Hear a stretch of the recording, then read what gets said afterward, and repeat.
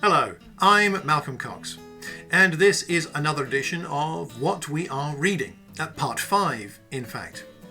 And one of the books I'm reading at the moment is this one, The Power of One by Tim Roberts, and a very thought-provoking book on Christian unity. And one of the reasons I'm reading it is because I'm doing some preaching and teaching on John 17 soon on the theme of Christian unity, and I wanted to get some other perspectives, and I'd like yours too.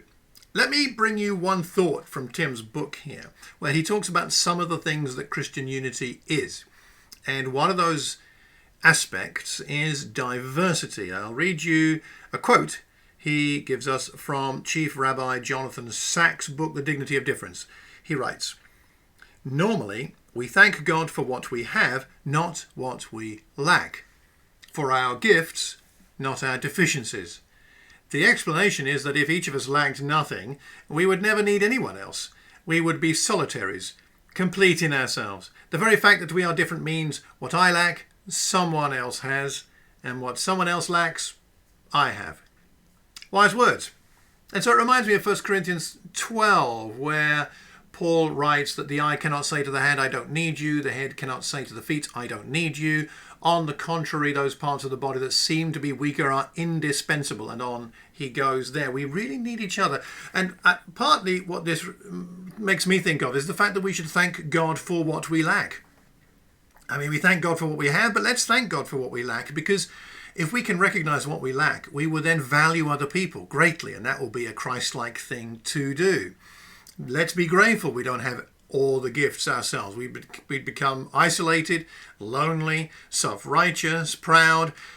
But do you and I thank God for what we lack and therefore be grateful for those who have different gifts to us? That would help our unity, wouldn't it, if we can really thank God for what we lack? But also, another question for us is, what do our churches, our church groups lack? Are we conscious of what we lack? Are we aware of it, and are we looking into it? Because it seems to me that we should be thinking about why we lack certain kinds of people in our churches if we indeed do so. For example, is your church all introverts and you've got very few, if any, extroverts? Or contrary, do you have almost all extroverts and very few introverts? Do you have people with a lot of education, mostly, or people of very little education, mostly?